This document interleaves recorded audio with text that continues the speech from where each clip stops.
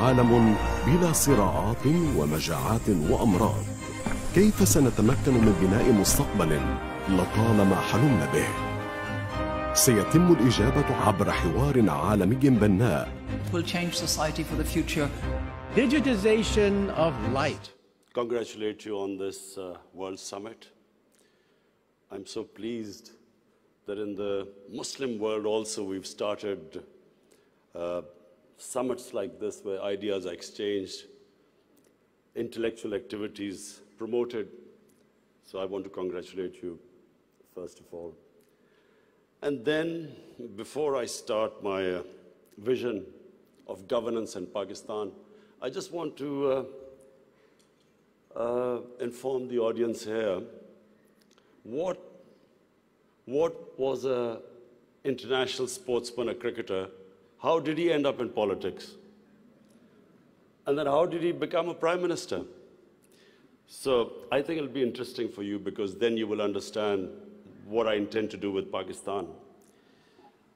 You see, I grew up in Pakistan. I'm the first generation of Pakistanis. When Pakistan in the 60s was considered the fastest growing country in Asia. It was actually a model of development for the developing world. I just met Sheikh Mohammed today, and he again reminded me that Emirates Airline was helped by Pakistan Airlines in the 70s. So Pakistan was a country with optimism, hope. We grew rapidly. We had excellent governance system. Our bureaucracy was one of the best in Asia. And that's the Pakistan I grew up in. So then I played international cricket. When I started my international cricket, Pakistan was one of the weakest teams in world cricket. And we were emerging from colonialism. So we took great pride as our team became stronger and it competed. And by the time I left cricket, Pakistan was world champions. So I took pride, like my countrymen, as we competed internationally and we grew in confidence. But unfortunately, our country could not keep up that pace. Countries have, life of a country is in cycles. It's never in a straight line. You go up, you go down, course correction, countries come up, some countries don't go up. So in Pakistan's case, we were going up, and then various things happened when we started our down cycle. So when I left cricket, I started building the first cancer hospital in Pakistan. Reason was because my mother died of cancer. And it's then I realized there was no cancer hospital in the whole country. And then it occurred to me that people like me who were well off, I could afford to take my mother for treatment abroad, but what happened to the common man? Cancer is one of the most expensive treatments. So I started this movement, really. I went into the public to collect money to build this hospital. And so I'm just explaining to you how I got into politics. So one was cricket, watching our country go up as a cricketing nation, the pride that we could compete internationally and become world champions. Second was this cancer hospital. When I went to the public to collect money, I realized that our people are very generous and strong. Poorest of the poor people supported me. And I did what no one ever thought would happen is that from public, I eventually collected money and built the hospital. And not just that I built it. It's a cancer hospital where 80% of patients get free treatment. Cancer treatment is one of the most expensive treatments. So then first I built it, and then to run the hospital, I again went to the people. And so it is the only private cancer hospital in the world which treats 80% people free, because it's the people who donate to the hospital. They built it, they run it. So I kept thinking, why is it that people are so generous to build a hospital and run it, but why don't they pay taxes? We were a country, and then I discovered we're a country which is amongst the top 5 countries in giving charitable donations. But at the same time, we are right at the bottom in giving taxes. And the reason was that people did not trust the government. They thought that their taxes were wasted by the government. It was spent on the lavish lifestyle of the ruling elite. So why would people pay taxes? And of course, then the levels of corruption, because corruption is basically stealing taxpayers' money. But there was a third reason why I ended up in politics. And that was, I watched, first of all, I used to play professional cricket in England, so half my year was in England and then half in Pakistan. And I saw how a developed country, how the institutions worked, why they went ahead, how the governments were accountable, how there was meritocracy, and above all, how there was human development, the money spent on human beings. So I could compare what was going on in Western countries, and then I could see what was happening in our own country. But then I also saw other countries develop, and one of them was UAE. I used to play cricket in UAE from 1980 onwards, and I saw UAE kept developing. And then afterwards, we saw China develop. So the common thing in all countries that have gone ahead is governance. And governance has 2 aspects. One is a government has to be accountable. The more accountable a government, the more clean a government, the more successful it is. And secondly, again I repeat, is meritocracy. The better the system of getting the best talent to the top, the better the country. Let me just give you a sporting example. Australia is the most successful cricketing country in cricket history of over 200 years, because Australia has the best system of bringing its talent up. Pakistan, in my opinion, and I'm not prejudiced, I understand cricket better than probably everyone in this hall. Pakistan has the greatest talent. Of all the countries I've played, I've never seen as much talent as in Pakistan. But we do not have a system of bringing that talent up. So what's the point of having great talent if you do not have a system of meritocracy which brings the talent up? And that's in every field.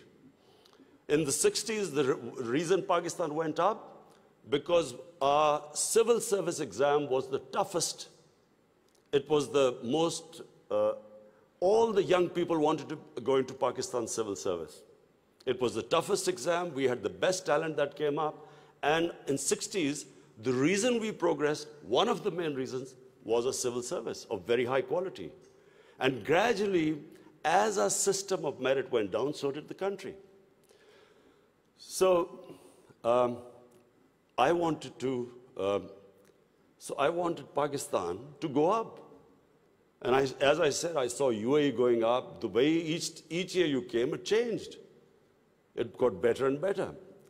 And similarly, and of course the greatest example is China. For me, the thing about China, which is just remarkable, no nation in the history of mankind has done what China has achieved. In 30 years, they have brought 700 million people out of poverty. It is just a phenomenon which has never happened in human history. And of course, my motivation, again, of the Pakistan I wanted to see was based, and I'm a student of history, Islamic history especially, was on the Prophet, or Prophet, peace be upon him, the state of Medina, which he created. Now, why do I say the state of Medina? Because the state of Medina laid the foundation of one of the greatest civilizations in the history of mankind. The principles that found the foundation of the state of Medina is what, for the next 700 years, was the greatest civilization on earth. And what were those principles? The state of Medina was founded on incredible principles of justice and humanity. It was the first time a welfare state was made, a state that took responsibility of the weak, what China has done right now. That was the state of Medina, where first time a state took responsible for its poor, its weak, its orphans, its widows. In the state of Medina, the first time pensions were created. Old people were also, it was a humane state. And secondly, there was justice, rule of law. These were the two main things. And the third thing, the Prophet of Islam, peace be upon him, made seeking knowledge a sacred duty. The word was that even if you have to go to China to seek knowledge, you must. Those days going to China meant not coming back. So the emphasis on seeking knowledge. For the next 700 years, all top scientists were Muslims. And that was the state of Medina. It laid that foundation. And then the way minorities, other religious people were treated. The Prophet signed famous, the Misaq-e-Medina.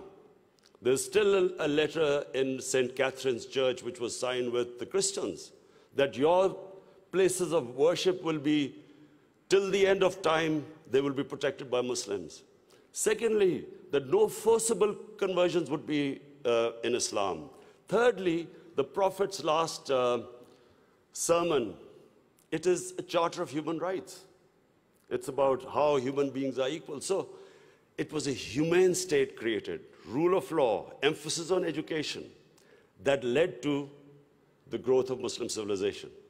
So this is, in Pakistan, we want the same basis of our state. The rise of what I believe, the way our country will rise, it will go back to those principles. We must, number one, have rule of law, everyone equal before the law. State must be accountable. We must have a welfare state where the state must take responsibility of its poor people. Half our population is on the poverty line or just above, and about 25% are below the poverty line. The state must take responsibility. All policies of the state must be, like in China, how do we lift the people from the bottom? And the most important thing is that we must, in Pakistan, start a reform program. Reforms are painful, but it is essential if we have to get out of our current problems. So, first of all, I joined politics in '96. From '96 to 2013, there was a very small party. Most of the time, it was one step up and 3 steps down. The first election I contested, we were wiped out. Second election, 5 years later contested, we had only 1 seat. Third election, we boycotted, and most of the time people made fun of me, thought we would never make it, because I'm an outsider. I wasn't from the political class. But one big lesson from sports which I learned, you only lose when you give up. So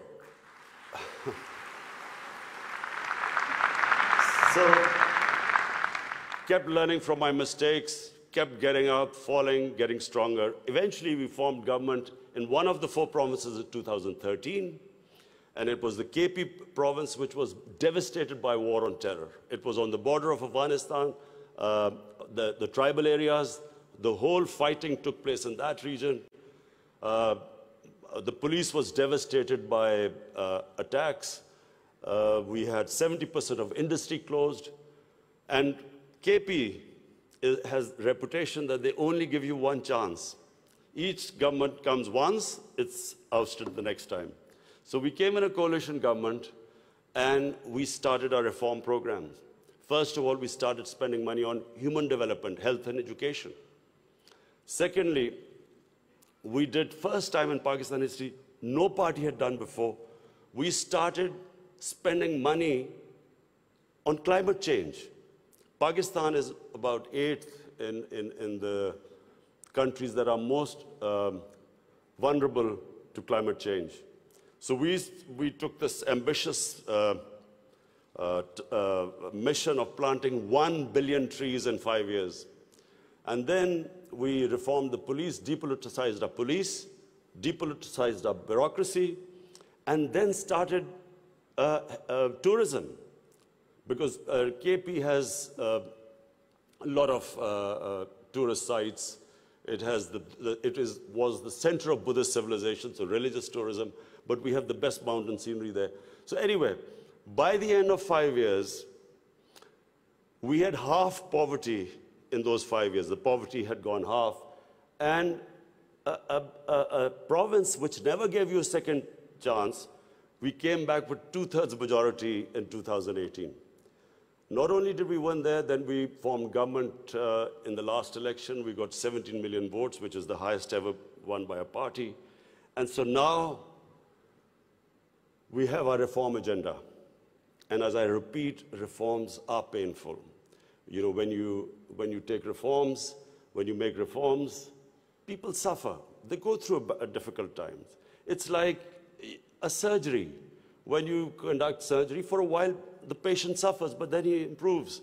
The worst thing that can happen to a society is that you keep postponing reforms because of the fear that you will have opposition, the vested interest will stand up, and you don't do reforms. So we've started on an ambitious reform program. That's number one. We are trying to change improve all our economic policies.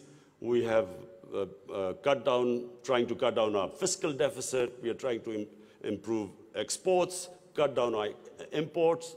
We have unfortunately had to raise bills because we came up with, when we got into power, we had massive fiscal deficit and current account deficit. So we are doing that. But in my opinion, Pakistan now has a chance. Already we are seeing optimism. Investors are coming into our country. We feel that this is the time that Pakistan will take off. The most important thing, and while talking to Sheikh Mohammed last time, he told me something very interesting. He said that you must allow businesses to make money. Investors must make profits. And the reason is simple. If people don't come into business for charity, they come into business to make money. So if they can make money, more people come and invest. So this is what we've done. We have started working on ease of doing business, making it easier for people to do business, easier for the investors. We are changing our tax laws, which were very cumbersome. So we are conducting a series of reforms. And already, we're seeing the signs of the country improving. But most important, Pakistan has the best tourist potential. At the moment, we have hardly any tourism compared to other countries. But Malaysia, with just beach tourism and resorts, Malaysia has $22 billion it makes from tourism. Turkey, with beach and historical sites, beach tourism, Turkey has $42 billion from tourism. Now, Pakistan has probably one of the best mountain scenery anywhere in the world. Half the world's highest peaks are in Pakistan. Pakistan has 1,000 kilometers of coastline. Pakistan has the oldest historical monuments, probably as old as anywhere in the world. We have Indus Valley civilization, which is 5,000 years old. We have Peshawar, the oldest living city in the world, 2,500 years. Lahore and Multan, ancient cities. But what we have, probably more than any other, hardly any other country has, is religious tourism. We have, for Muslims, we have the Mecca and Medina of the Sikhs. The Sikh religion has the 2 holiest sites in Pakistan, and we have just opening those sites for Sikhs. And we have opened up a visa regime. First time in Pakistan, we have 70 countries which can come in and get visa at the airport. We also have, I mentioned Buddhist civilization, the Gandhara civilization, which was the cradle of Buddhist civilization, is in KP, north of Islamabad. Some of the ancient sites, the biggest sleeping Buddha, 40 feet, is in Haripur. And then we have, for the Sufis in Islam, we have some of the greatest Sufi, highest number of Sufi shrines all over Pakistan. So what we are doing is we are opening up the country. We are opening up for tourism, investors. And I would like to finish my talk by saying something else which Sheikh Mohammed said. Sheikh Mohammed said, apart from this great thing which has stuck in my mind, that a businessman must make money. You see, what happened in Pakistan was people were making money. Then came 70s and we had a socialist government. When the socialist government came in, everything went anti the big businesses. There was nationalized. And the mindset of our bureaucracy and our politicians was that somehow making money was a sin. So now we are reversing the whole thing. We are now asking businesses that, look, we will help you in making money, because the more money they make, the more investment will come. But the only thing is, the money, as we create wealth, that wealth will be used to lift people out of poverty. So we want an equitable growth. We don't want the rich to get richer and the poor to get poorer.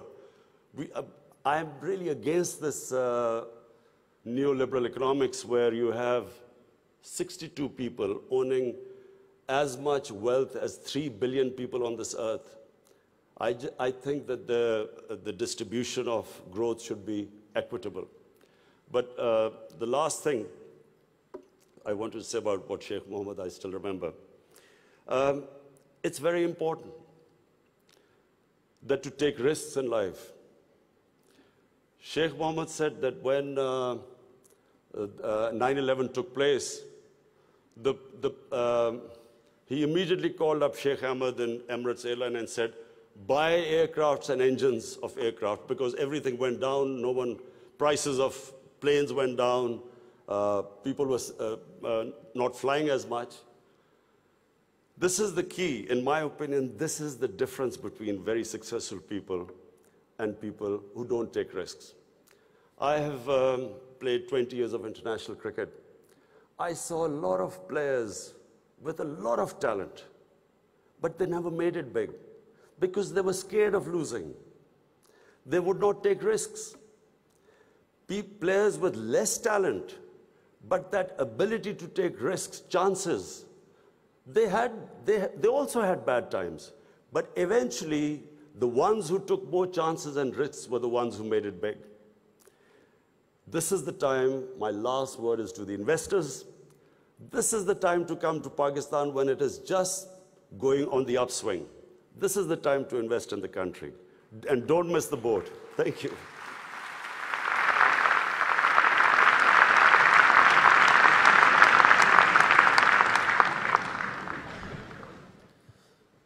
Thank you, Your Excellency, for the speech. Your Highnesses, ladies and gentlemen, please join me in welcoming His Excellency David Beasley, Executive Director of